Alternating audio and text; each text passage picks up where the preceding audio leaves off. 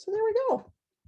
So this is year 2 of Pathways. And if any of you joined me last year, you already have a little background on Pathways. So I'm not going to spend a huge amount of time going through everything from the beginning of the Pathways project, but we have 1 year under our belt. So today is one of the 2 meetings that we have each year, just kind of letting our community partners know what's happening with Pathways, what we accomplished in the last year, and then what the plans are for year 2.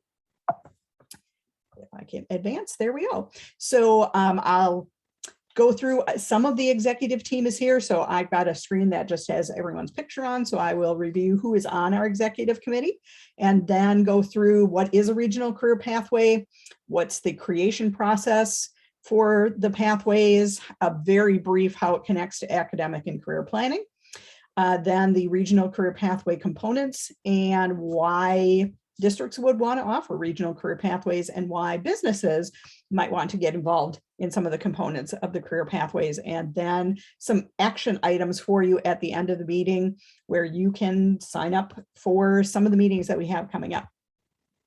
So our executive committee consists of representative from the 3 CISAs that are part of our region, from the 2 regional economic development organizations that make up our region, and then some of our higher ed reps. So I'm representing CISA 8, and I'm the Pathways Grant Coordinator for North Central Wisconsin. My name is Lynn April, if I didn't say that at the beginning. And then joining me on the executive team is Dave Hanisch, the CISA 8 Agency Administrator, Val Brooks, who is the new LVEC at CISA 8, Karen Wendorf-Helt, who is the CISA 9 Agency Administrator, Joel Evenson, the CISA 5 Youth Apprenticeship Coordinator, Brittany Beyer, the Executive Director of Grow North, and Michael Tauchus, the Talent Development Specialist from Grow North, Gordon Crow, the Centergy Executive Director, and then our higher ed partners, Tracy Rabin from NTC, Zach Pop from Midstate, Michelle Bornke from UW Stevens Point at Marshfield Campus, and Sarah Gruber from Nicolet. So a regional career pathway is really something that students create kind of naturally through that ACP process. But for us, we are very intentionally creating a series of connected career and technical education and training opportunities that move seamlessly into post-secondary options in specific career areas. So when this project started, it was in just 4 small regions of Wisconsin, but now the entire state is creating career pathways, and it is being done by regional economic development organization outlines or boundaries. So our boundary includes 2 redos, both Grow North, which is Region 5, and Centergy, which is Region 6. That is comprised of 10 counties, 37 school districts across CISAs 5, 8, and 9, and then our higher ed partners, NTC and WTC, Midstate, Nicolet, UW Stevens Point, and then in some specialized areas, we had, I think Marshfield Clinic was part of the offerings for the patient care map last year when we worked on that. So the process starts with the state determining through labor market information what are high need, high wage occupation areas that our students really need to know about. And they create a template, which then we use at a regional level. So far, the state has created regional career pathway templates in patient care, construction, advanced manufacturing, digital technology, the 3 areas of business administration, which include management, finance, and marketing. STEM specific only to energy so far.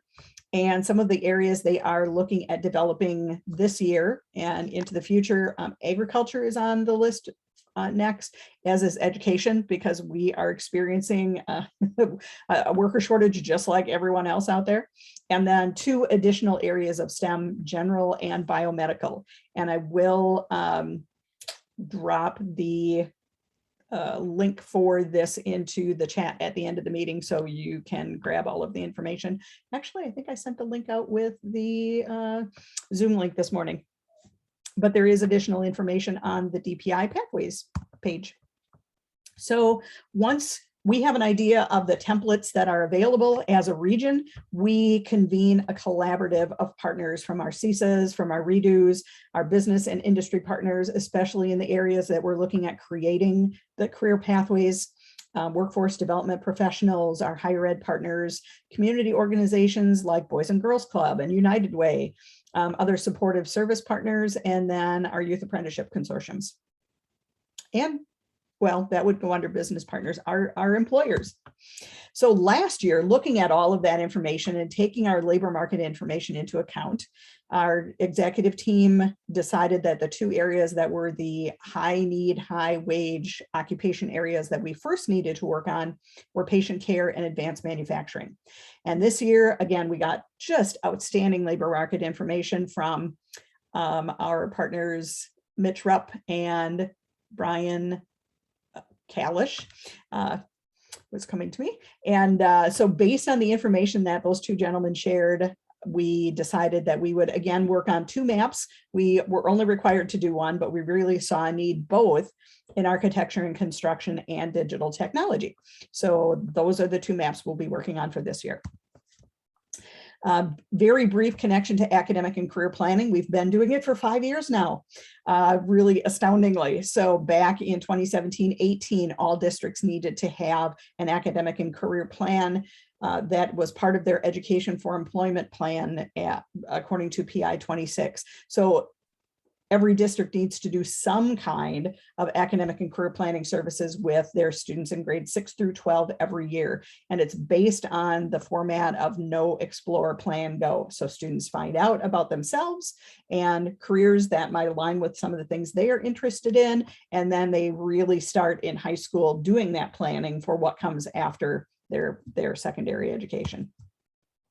When we look at the umbrella of academic and career planning, there are a lot of moving parts to academic and career planning, both on the district end of things, that they do have some guiding questions that they take a look at when they're creating their program for their students. And then they also look at components under academic readiness, under career readiness, social emotional readiness, which really we used to call those employability skills, but when we look at the components for social emotional learning, they are employability skills.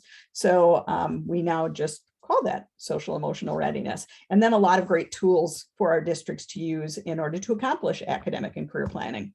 So when we look at the components that have a connection with pathways, there are a lot under academic and career readiness and some of the tools that we're using for ACP and pathways.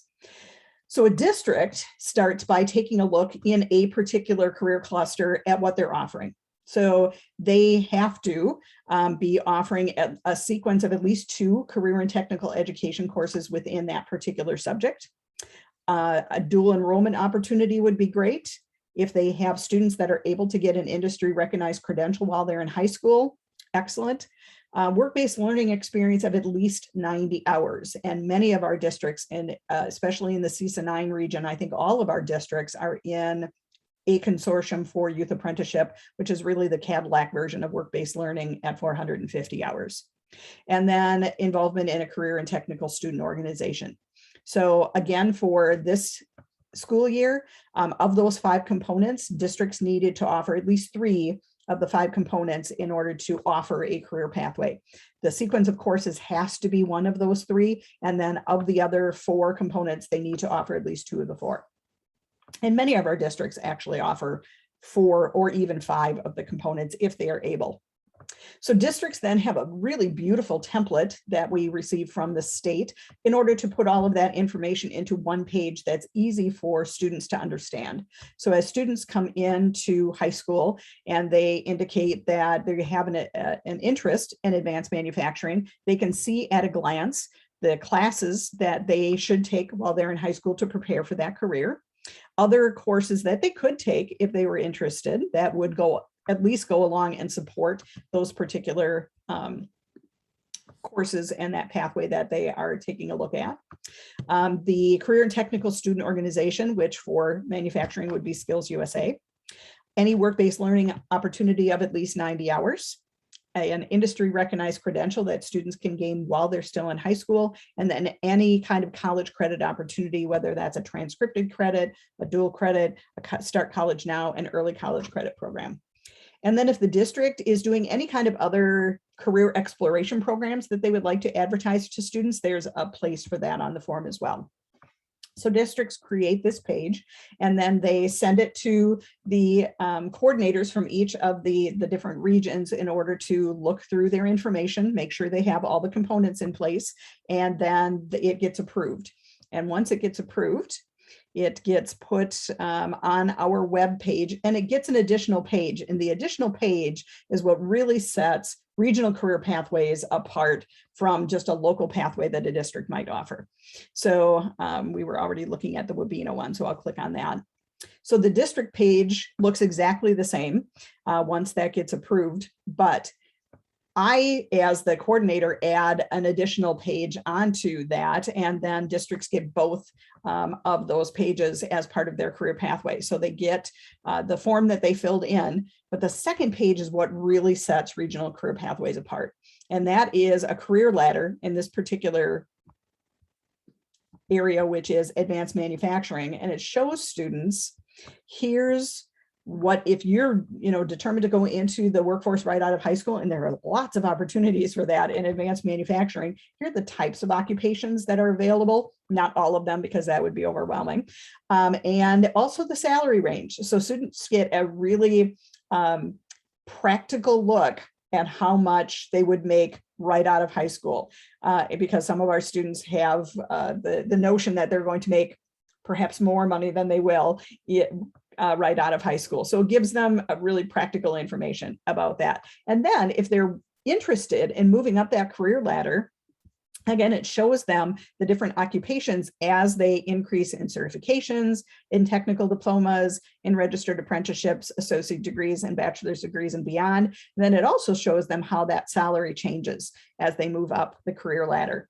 So that is something that we design with our industry partners in the region. So we sat down with manufacturers this last year from SWIMA, and we looked at the template, and the DPI does start with some suggested occupations, but we sat down with our partners and said, what do you want to see on this map for manufacturing for North Central Wisconsin? And what are some occupations that are really important that we advertise? So there are some things on our map, for example, that you won't find in maps from the rest of the state, such as over here in the supply chain, forest products buyer.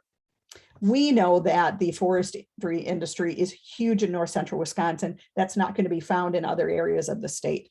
So our students will see forest products buyer and be able to click on that and get additional information. All of these jobs are linked to a website called My Next Move, which is the student version of ONET, and it gives them additional information on knowledge, skills, abilities, personality, technology, education, job outlook, and more on every single job that's on that map.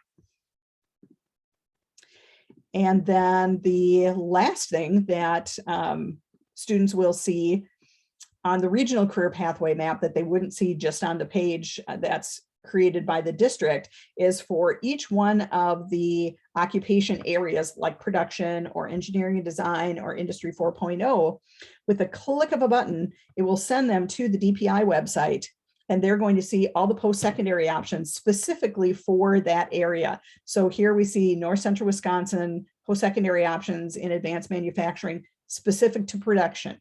So if they want to find registered apprenticeship opportunities, there it shows them at Mid-State and at Northeast Technical College.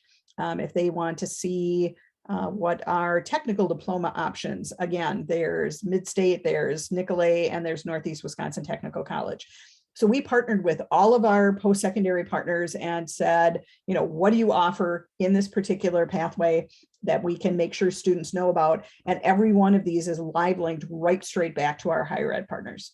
So students really, through that one page are getting just a wealth of information about that career cluster and job opportunities in those clusters, the types of salary they might make, more information about those careers, and then post-secondary opportunities.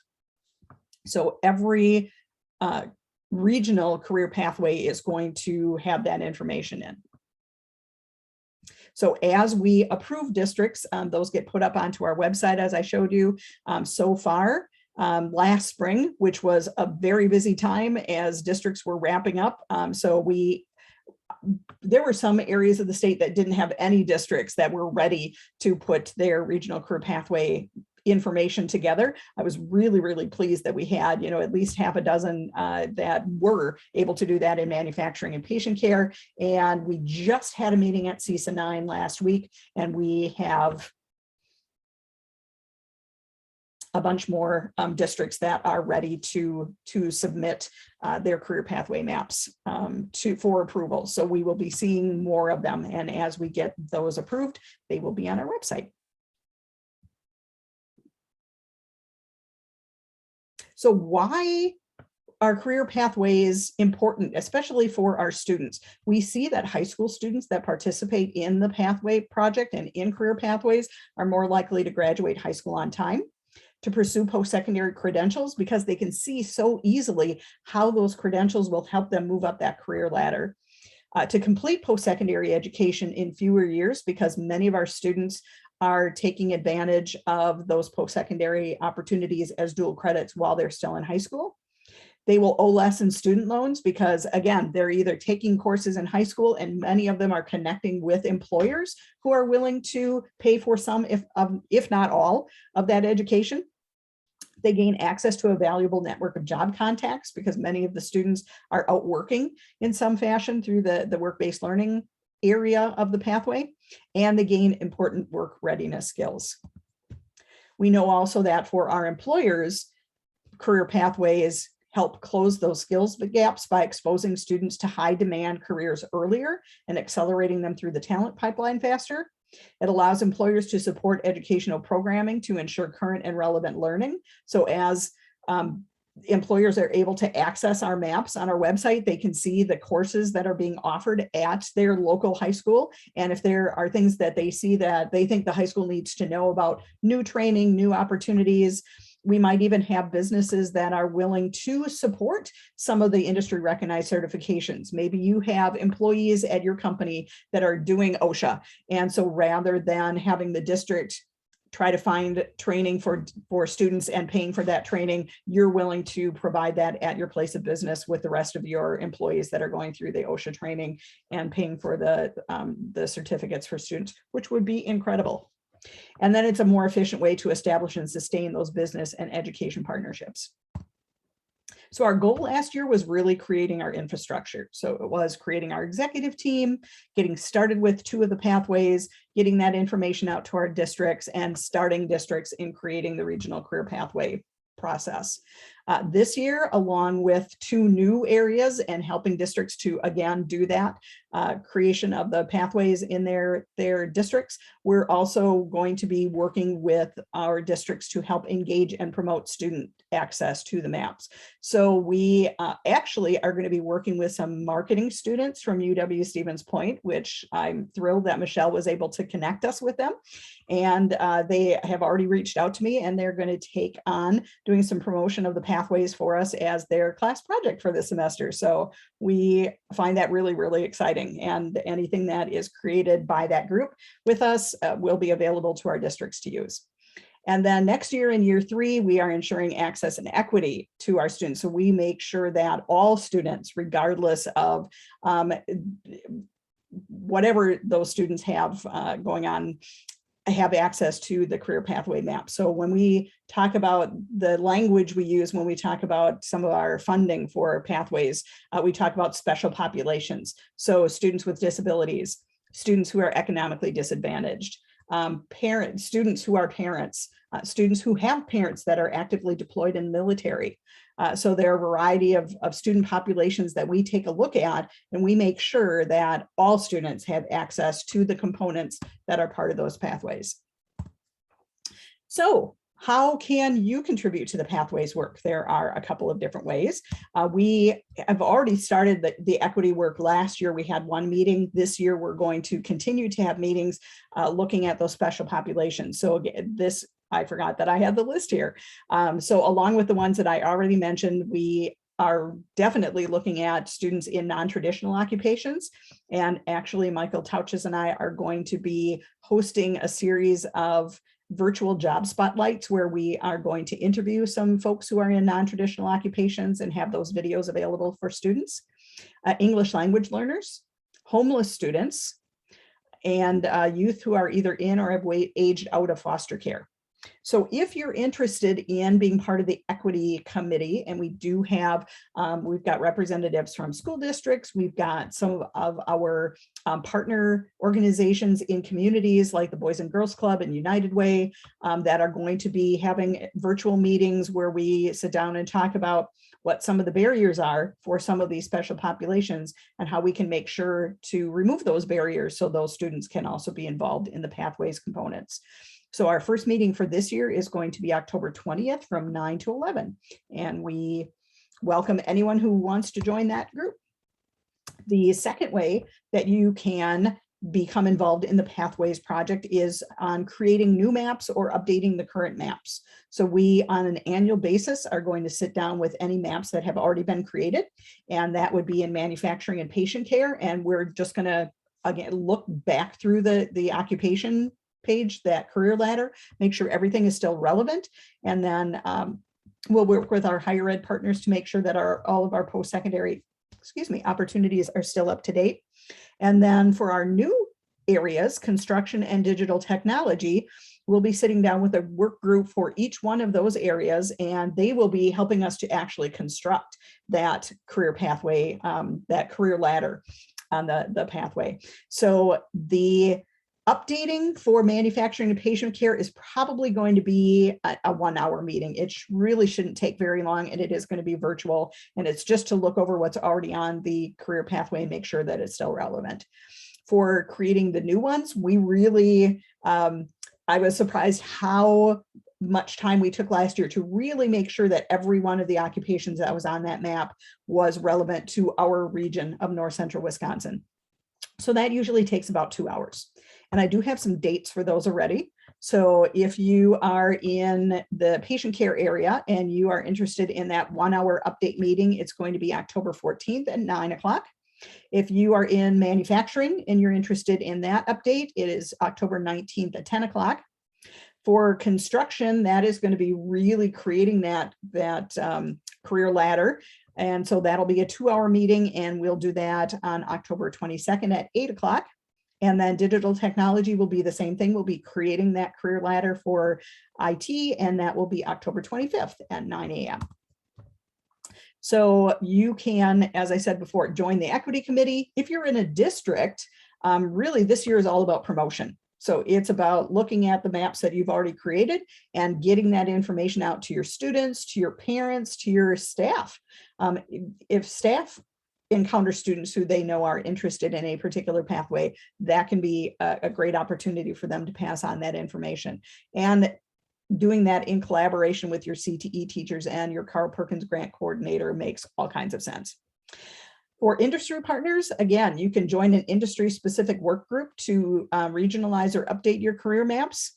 You can also look at the components that a district has to offer through that pathway and find ways to connect with students right through those components. For example, if you are interested in starting to grab some of those student workers and get them interested in your business before they graduate, that's the time to get them, is while they're still in high school.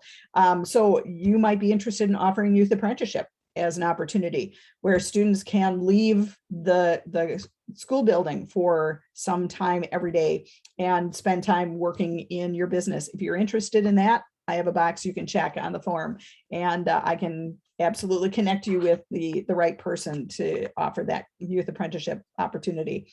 As I was mentioning before, maybe your business already does some certification training and you'd be willing to open that up to students in an area high school that's near you. That would be incredible, and another great way to get students in your door and start making those connections with your future workforce. If all you want to do is stay informed on what's happening with the regional pathways by being at this meeting twice a year, this is the fall meeting, and we have another one in May that will take a look at what we did with construction and digital technology specifically, and then also some reporting on what we came up with our equity committee. If that is your involvement, that's awesome also. And there's an opportunity for you to sign up for that on the form. So speaking of the form, where did I put the form? I have a form. You see what happened to that slide. So I was going to drop that into the chat. Okay, you will hang on for a second. This would be a great opportunity that while I'm looking for that quickly, I don't see anything in the chat, but this would be a great time for questions that you might have about the pathways while I'm trying to find that link.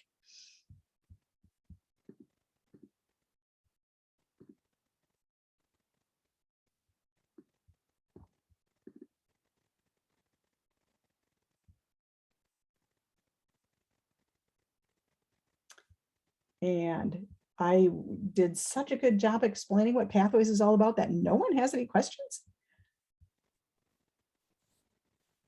Lynn, I have a question. Awesome. This is John Winter from Wausau School District. And so I am the person that writes the Perkins grant in our district. Mm-hmm.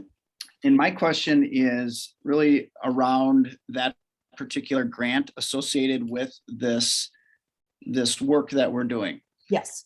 As a district that went through the process of the state endorsed regional pathway, Mm-hmm. I guess I saw a lot of similarities, obviously, between this process and the process of writing the grant. My question is do you know in the future if districts that are completing this process of a regionally endorsed pathway, will that be attached to Perkins funding in the future? It actually should be already, John. The Perkins funding that you're getting is to support career pathways, period. So whether that's a local map or a regional career pathway map, it applies to both. It's just that we don't have templates yet created for all of the different career areas. So that's the only reason that a district would need to create a local map rather than one of these regional career pathway maps, let's say in agriculture, because we just don't have a template from the state yet for agriculture. So anything that we haven't yet created, a district would submit that as a local map. But if it's an area that we've already created a regional career pathway map for, those absolutely we would really encourage you to turn your local pathway into that regional career pathway, because you get that second page with that great career ladder and all of the post-secondary information. And that gets sent back to your district as a PDF that you can put into your course handbook and on your website so that students and parents can find it. Okay. The other thing I would mention too that I've learned in the last couple of days, attending a number of different youth apprenticeship meetings, there's a component within the youth apprenticeship now. It is called the career preparation section within the youth apprenticeship. Yep. And if you are a regionally endorsed pathway, it qualifies you in that particular section of youth apprenticeship. So you do get, you do meet one of those YA qualifications, which is helpful. Mm-hmm. Yeah, I just had my CISA 9 YA coordinator meeting yesterday. And so part of the meeting now is to go through pathways information and make sure everybody knew what that was, because that's now, like you said, one of the career preparation choices. And so any district that has a regional career pathway that they have had approved, and the wording on the YA paperwork says that they are enrolled in a pathway. We're not sure what exactly that means, because we've never been told by the state that there is an enrolling process for students. But what I told my YA coordinators was, if you've got kids that are taking the CTE classes, are involved in your CTSO, are in youth apprenticeship for that area, they're enrolled. So check the box. I know, Joel, does that sound like what you're doing with 5 as well? Yeah, and John, I think Lynn and I kind of talked about that when we were looking at the different pathways to pursue. We thought this was a good opportunity to kind of be able to check that box, because that career option, like you're talking about on the youth apprenticeship thing, that's kind of causing some issues throughout the state, as I'm sure you would assume. So that's something that we're kind of keeping an eye on too, as new pathways pop up, and we'll just go with it. Mm-hmm. But yeah, I just told mine, if you've got students that are doing the things, you know, if they're doing the things that are part of the components for the map, we're just going to say, yep, they are enrolled in that pathway. So I did put the link to the survey, and I'll just throw it over here actually and share it so that you can see. It's just a Google survey, and it asks if you are interested in any of the things that we just took a look at. So let me move it over here. So it asks, you know, are you interested in the equity committee, in being on the manufacturing map update, the patient care map update, creating the construction map or the digital technology map, or if you just want to be invited to the regional collaborative twice a year, awesome, check that box. If you are at a company or an organization that wants more information about youth apprenticeship or sponsoring certification training for students, please check those. If you know some partners that need information about this pathway project, I'm happy to share information with anybody who might be interested, so please list their names. And if you are part of a district and you want me to reach out for additional information about the pathways and about taking your local information and creating a regional career pathway from that, I'm happy to sit down with districts in order to help walk you through that process. So if you would, in the chat, grab the link to the survey and fill that in with whatever you might be interested in being a part of for the pathways, that would be great. Any other questions?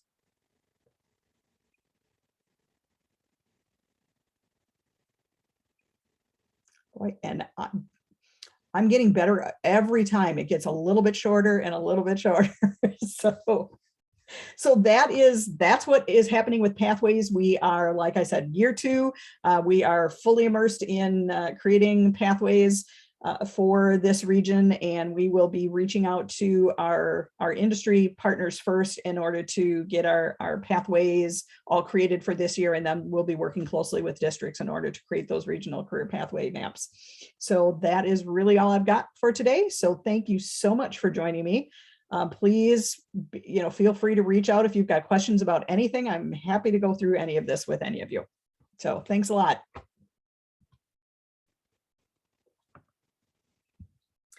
And we stop recording.